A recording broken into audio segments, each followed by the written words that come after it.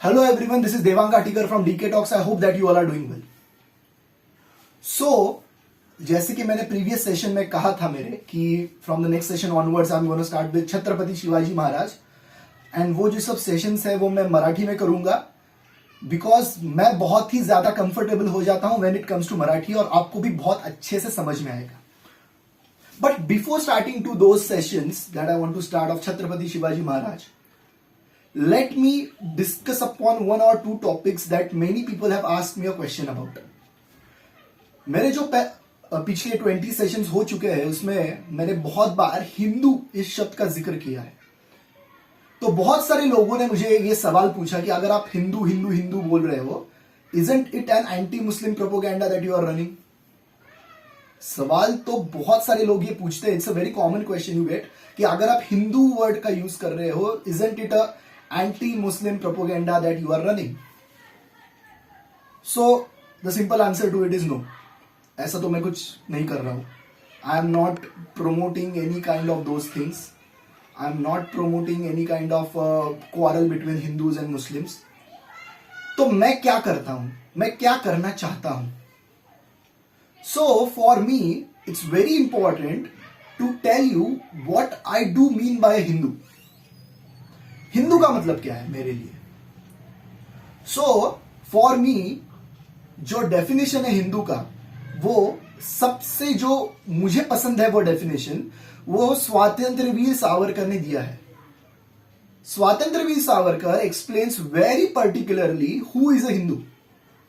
और ये डेफिनेशन जो सीए कर रहे हैं, जो लॉजिक में काम कर रहे हैं, उनको बहुत पसंद आएगा because this definition includes Hindu equal to this और दिस.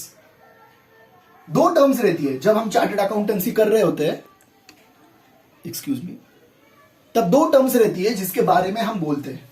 एक है एंड और एक है और. एंड का मतलब है both the condition should get satisfied for the main definition to come true. और जो और है ओ आर, उसका यह मतलब होता है कि if any one of the condition get satisfied you become eligible to be in the definition. So Swatantryaveer Savarkar ये कहते हैं कि हिंदू इज दिस और दिस. तो वो दो कंडीशंस कौन सी है? The first condition is if you belong to the soil of this country. आप इस मिट्टी के हो, आप यहां पे बॉर्न हो, यहां पे ब्रॉटअप हो, तो आप कौन से भी मजहब के हो जाओ, you belong to any of the other religions, you become a Hindu. So even if someone else gets birth here, उसका जन्म यहां पे हो गया है और वो इस लैंड का है, तो वो हिंदू हो जाता है by definition. And the second definition is कि आपका जन्म इधर नहीं हुआ है, you belong to somewhere else, but you believe that this country is your mother. अगर आप ये बिलीव करते हो कि ये धरती आपकी मां है, ये धरती ने आपको जन्म दिया है, ये धरती आपकी कर्म भूमि है, ये धरती आपकी जन्मभूमि है, अगर आप बिलीव करते हो, if you have a respect towards the culture, towards the entire concept of India, you become a Hindu. So दो कंडीशन है जो बहुत ही अच्छे से डिफाइन करती है हिंदू क्या है. So according to Vinayak Damodar Savarkar और नोन एज स्वातंत्र्यवीर विनायक दामोदर सावरकर, उनके डेफिनेशन में ये दो चीजें आती है कि if you are born and brought up in this country, you become a Hindu, irrespective of any religion that you come from. And if you are not born and brought up here, you are belonging to somewhere else, but if you still believe that this country is your motherland, if you still believe that this country is your mother, if you respect her like mother, then you become a Hindu. तो इसमें religion का तो issue है नहीं कि अगर मैं कहूं कि कुछ लोग बाहर से आए थे, they weren't having respect for this country, they were not born in this country, so they were not Hindus. जो बाबर बाहर से आया था, जो इब्राहिम लोदी बाहर से आया था, आगे आपको पता होगा कि जो अहमद शाह अब्दाली बाहर से आया था, these people were not having any respect for India. Also, they were not born in India, so they were not Hindus. However, जो लोग यहां पे थे, जिनका कत्लेआम हो गया, those people were born in India. They had a respect towards their motherland, so they were Hindus who were killed, who were slaughtered. कत्लेआम हो गया था जिनका, And that's why I say that these people were Hindus and these were not. Killing innocent Hindus doesn't mean that Muslims ने हिंदू को मार दिया. Killing innocent Hindu means killing a person who was born in this country, who had a right to be in this country free of anything. उसको मार दिया. For me, that person is a Hindu. तो ये तो clear हो जाना चाहिए कि आप मुझे क्या लगता है, what is the difference between a Hindu and a Muslim. Second thing which comes to my mind is sharing about your experience that I had a couple of weeks ago. Kashmir files करके एक film है जो आ गई है theatres में. मैं आपसे मतलब विनती करता हूं कि आप जाइए थिएटर्स में, वो फिल्म देखिए. बहुत अच्छी फिल्म है, बहुत सारे लोगों को पसंद आएगी, बहुत सारे लोगों को पसंद आ भी रही है. So I want to share some of my experiences watching those film. तो जब मैं फिल्म देखने के लिए गया था, and then I watch the film, I was really shocked what happened there. And after that I went into research. I went through a research कि मैंने रिसर्च किया था कि क्या है फिल्म में, क्या दिखाया है. जो चिन्मय मांडलेकर जो किरदार कर रहे हैं वो बिट्टा कराटे का है, वो यासीन मलिक का है. यासीन मलिक की आपको एक इंटरव्यू आपको मिलेगा आपकी अदालत में, अगर आप देख सकते हो. रजत शर्मा लेता है. So if you can really go and watch it there, आप देख सकते हो. मैं उसका लिंक डाल दूंगा अगर आपको चाहिए तो. सो वो यासीन मलिक का इंटरव्यू है. आफ्टर दैट जो पल्लवी जोशी कर रही है फिल्म में, वो अरुंधति रॉय या तो निवेदिता मेनन जो है, वो जेएनयू के जो निवेदिता मेनन एक प्रोफेसर है, उनका काम कर रही है वो. And yes, so these two characters were the main characters. और बाकी की जो स्टोरी उस फिल्म में दिखाई है, it's also a very real story. Many of the people have shared their experiences, and because of those things the film has become such a big film. क्योंकि कोई भी इंस्टेंस ऐसा नहीं है जिसके ऊपर आप हाथ खड़ा करके बोल सको कि ये नहीं हुआ था. ऐसा कुछ भी इंसिडेंस फिल्म में नहीं है. ये जो लोग, जिन लोगों को वहां से भगा दिया गया था, जो कह रहे थे कि हमारे ऊपर पहनने के लिए, हमारे पास खुद के पहनने के लिए सिर्फ कपड़े बचे थे, बाकी सब चीजें हम कश्मीर में छोड़ के वहां से भाग आए, उन लोगों को बहुत सारे लोगों ने 2 या 3 साल बाद भगोड़ा घोषित कर दिया. जो कश्मीर में हो रहा था, जो अभी भी कश्मीर में हो रहा है, I think after 370 getting abolished many of the conditions will improve, but जो कश्मीर में हो रहा था इससे पहले, that was really pathetic. PoK जो है, पीओके में से जो लोग आते थे, टेररिस्ट फैलाने वाले लोग, they were brain washing the Kashmiri muslims and telling them कि यू आर इंडिपेंडेंट. आपसे तो, आपके ऊपर तो इंडिया ने इलीगली कब्जा किया हुआ है, यू आर इंडिपेंडेंट, आप मांग सकते हो अपना independence. Kashmir can be a separate country all together, you can claim a separate status of Kashmir. ऐसे इन्फ्लुएंस करने के बाद, बहुत सालों तक ऐसा जब इन्फ्लुएंस हो गया, तब एक तो इस इन्फ्लुएंस की वजह से, और दूसरा जो था वो रिलीजियस इन्फ्लुएंस जो था उनका, इन दोनों चीजों की वजह से 1990 में मैसाकर हो गया. It was a genocide, not a exodus. वो फिल्म हाईलाइट करती है कि सिर्फ भगा दिया नहीं गया था, it wasn't N exodus, it was genocide. People were killed. और मौत की डर की वजह से लोग भाग गए वहां से. और अगर आप कहते हो कि सिर्फ कश्मीरी पंडित ही भाग गए, I think it's not the reality. Kashmiri पंडितों के साथ सिख और बुद्ध जो लोग थे, जो कश्मीर में बसे हुए थे, उनको भी अपनी जान बचा के भागना पड़ा. Yes, majority of these people were Kashmiri Pandits who had to run away. But कुछ तो बुद्ध भी थे, कुछ तो सिख भी थे, लेकिन उनको भी भागना पड़ा अपनी जान बचा के, because of this terrorist activities that were going on in Kashmir. Yasin Malik जो था, वो JKLF का 1990 में लीडर था वहां पे, जिसके अंडर ये सब प्लान एग्जीक्यूट हो गया. 1990 के बाद जब इन लोगों को भगा दिया, तब देयर वाज नो नीड कि भाई टेररिज्म कर दो, कुछ कर दो. And then he became a separatist. I am into politics now, कि मैं इंडिया और पाकिस्तान के बीच में कश्मीर के मुद्दे को लेकर बात करूंगा. क्या बोल रहे हो आप? A person who has created a problem himself is talking about resolving the problem. Isn't it justice? Justice है क्या ये? जिन लोगों को भगा दिया गया था आज से 30 साल पहले, वो लोग 30 साल तक अपने घर नहीं जा पाए हैं। हम अगर 10 दिन के लिए ट्रिप को जाते हैं, then we carry certain amount of money with us, certain resources with us, कपड़े तो लेके जाते हैं। ये तो 30 साल से बाहर है। They aren't getting a chance to return back to Kashmir. Statistics says कि 76,000 फैमिलीज थी जो नॉन मुस्लिम फैमिलीज थी कश्मीर में, और उनमें से सिर्फ 1,000 फैमिलीज जो नॉन मुस्लिम में रह गई है। तो बाकी की 75,000 किधर गई? They had to run away. And 75,000 families running away.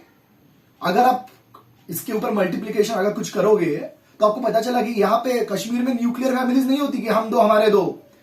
There were big families, 6 to 8 people. तो अगर आप काउंट करोगे तो 4 से 6 लाख लोग भाग गए बिकॉज ऑफ अ जेनोसाइड। 300 से 400 लोगों का कत्लेआम करके उनको पेड़ों पे लटकाया गया कि इनकी डर से तो ये भाग जाएंगे। यालिब गालिब या सलीफ कहते हैं, एक तो कन्वर्ट हो जाओ, नहीं तो भाग जाओ, नहीं तो मर जाओ। These were the things that were going on there। और ये कहां से आ रहा था? ये कहां से आ रहे थे? ये चीजें जो अनाउंस हो रही थी कहां से आ रही थी? मस्जिदों के ऊपर से आ रही थी वहां पे। तो कौन है ये लोग जो कश्मीर की मस्जिदों में बैठे हैं, who are sitting in those structures and ऐसी चीजें बता रहे हैं लोगों को, अनाउंस कर रहे हैं ऐसी चीजें? Who are those people? और यहां पे जब जेएनयू में कुछ हो जाता है, जब वहां पे नारे लगते हैं, आजादी के नारे लगते हैं, हिंदुस्तान से आजादी के नारे लगते हैं, जब वहां पे नारे लगते हैं कि भारत तिकड़े तेरे टुकड़े होंगे इंशाअल्लाह इंशाअल्लाह, जब वहां पे नारे लगते हैं कि अफजल हम शर्मिंदा है तेरे कातिल जिंदा है, वो कौन था Afzal? Afzal was a terrorist who had come down to Delhi. वो अंदर बॉम्ब स्फोट करने वाले थे पार्लियामेंट के अंदर, उनको बाहर पकड़ लिया, बहुत सारे सिक्योरिटी गार्ड्स को उन्होंने ठोक दिया था, वहां पे मार डाला था। He was put behind bars, he was hanged to death, a terrorist। And what you are saying? Afzal हम शर्मिंदा है तेरे कातिल जिंदा है। भारत तेरी बर्बादी तक जंग रहेगी, जंग रहेंगी।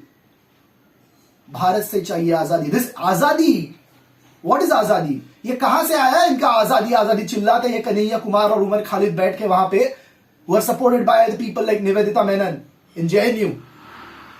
कहां से आए हैं? कश्मीर से आए नारा आजादी। जब वहां पे टेररिस्ट चिल्ला रहे थे आजादी, तो यहां पे ये नारा आया जेएनयू में आजादी का।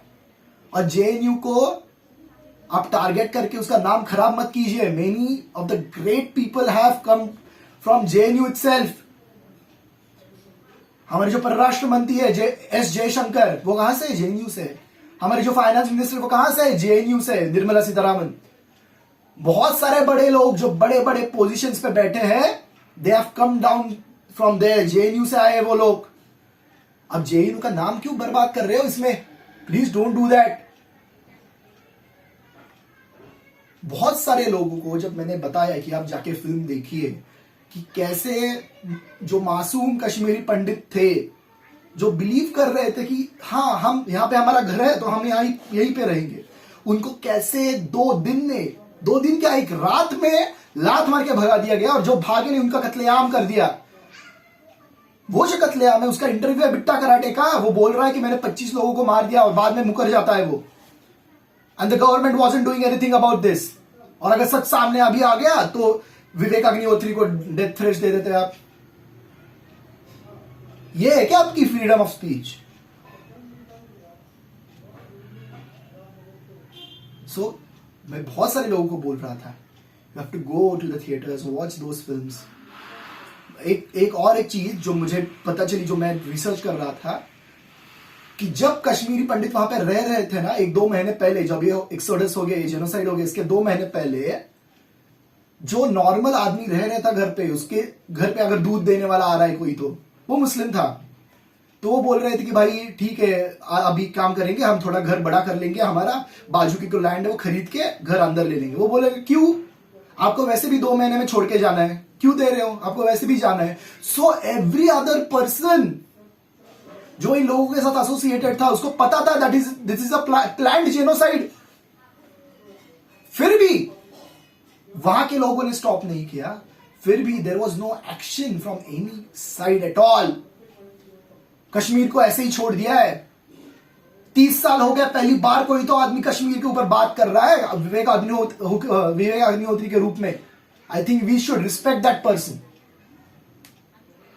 ये जो फिल्म मैं बोलता हूं कि आप देखो थिएटर्स में जाके, बहुत सारे लोग बोलते हैं शी यार ये तो कम्युनल फिल्म है, she I am not interested into politics, she यार ऐसे, शी यार वैसे, I am interested in entertainment. RRR देखना है मुझे वो कौन सा वो आंख नहीं थी उसकी, बच्चन कोई तो फिल्म है वो देखनी है। I am not interested into Kashmir files, I am not interested into politics and communalism. आप एक बात सोचिए कि अगर आपके बाजू वाले घर पे ऐसा हो जाता, अगर आपकी कोई फ्रेंड होती, अगर आपका कोई भाई होता, आपकी कोई बहन होती, उसके साथ ये हो जाता तो आप क्या करते? अरे जिन लोगों पे गुजरी है उन लोगों की व्यथा तो सुन लो, उनकी चीख तो सुन लो, तब आपको पता चलेगा कि क्या होता है जब आदमी को घर से निकाल दिया जाता है। It's not a communal film, it's a film that distinguishes the culture कि जो इंडिया में है और पाकिस्तान में है। Being an Islamic country and being a secular country, there is a very much big difference. ये डिफरेंस है जो ये फिल्म डिपिक्ट करती है। It's not a communal film, ये बीजेपी की फिल्म नहीं है, ना कि ये कांग्रेस की फिल्म है। Many of the Congress leaders are also saying कि बराबर है, ये तो हो गया था और सबको पता है ये हो गया था, कोई इसको एक्नॉलेज नहीं करता। नहीं तो फिर क्या होगा, किसी के ऊपर उंगली आ जाएगी कि आपने क्यों नहीं किया, आपने क्यों नहीं किया, आपने क्यों नहीं किया। So this film is not a communal film. It's a film of our people, our country. आप बोलते हो India is my country. All Indians are my brothers and sisters. तो आपकी बहन की, आपके भाई की चीख तो सुन लो, उसकी पुकार तो सुन लो, उसके ऊपर जो इनजस्टिस हुआ है उसको देख तो लो आंखों से, फिर बात करना कि ये कम्युनल है या ना कम्युनल है। Without seeing this film, how can you say कि ये कम्युनल है? पहले फिल्म देख तो लो भाई, फिर आपको पता चलेगा। और बाहर आके फिल्म से ये कहना कि ये कम्युनल है, ठीक है, ये ठीक है।